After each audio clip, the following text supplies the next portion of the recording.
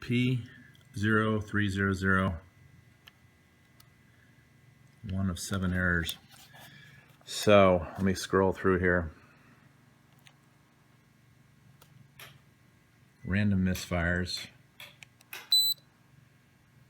Cylinder 1 misfire. Cylinder 5. Note the last digit of that code changes in line with the cylinder. So that's 1 and 5, 3, 6, 2.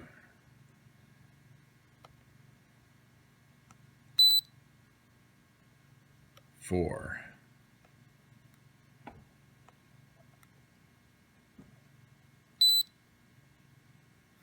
Okay, so what does that tell me? That tells me that every cylinder on the right side of the car, passenger side, is misfiring.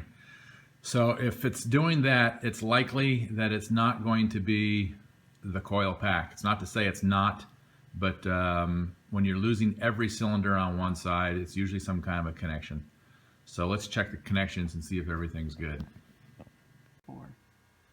Okay, so we've checked out the fact that we've got one bank that's completely misfiring. So on the codes, the P301234556, that was the right side of our bank over here, passenger side.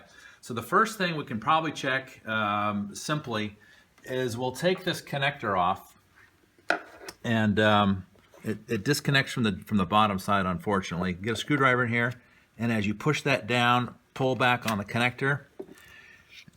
The pin closest to the end right here, this guy right there, that is the ground wire. So you can take an ohm meter and you can put a tester there, a lead, and also a lead right here on this ground wire. That's going to make sure that you've got a good ground coming over to the ignition pack.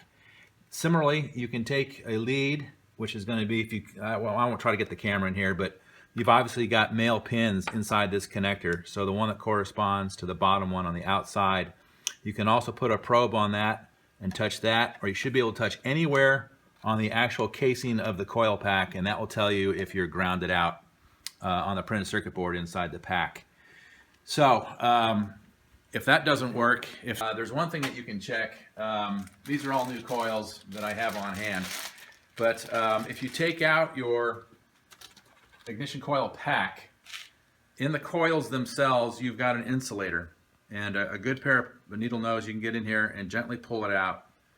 And you can inspect this part. If it has any kind of a cut, a tear, holes, carbon traces that could carry a circuit across it, this could be the issue for the misfire. So it may not be anything that bad.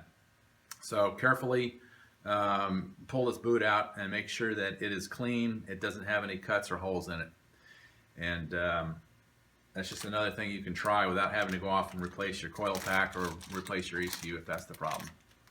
So the other thing that we can take a look at, and you're really not going to be able to check anything, but it's probably going to be the problem.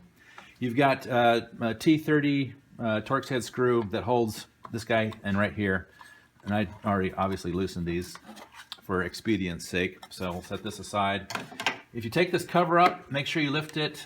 It's going to be disassembled here, but make sure you lift straight up in the back. There's 2 tabs, and if you bend it one way or the other, you're likely to break a tab off. So you lift that straight up, and that's going to reveal the ECU.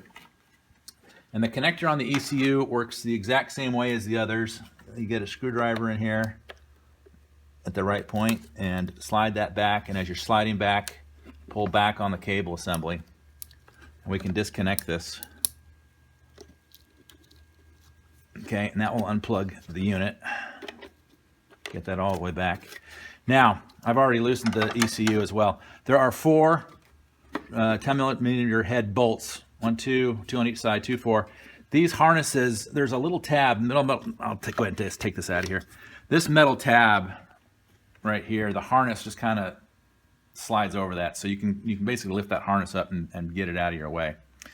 So I looked at this last night for my particular issue.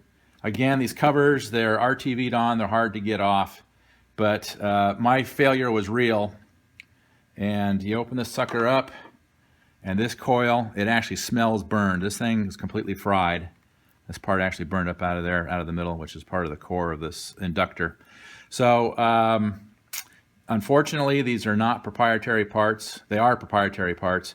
So there's no way to rebuild this unit, and you basically have a new paperweight, and you'll have to get on eBay or your Mercedes dealer or somewhere and get a new ECU in order to fix your problem.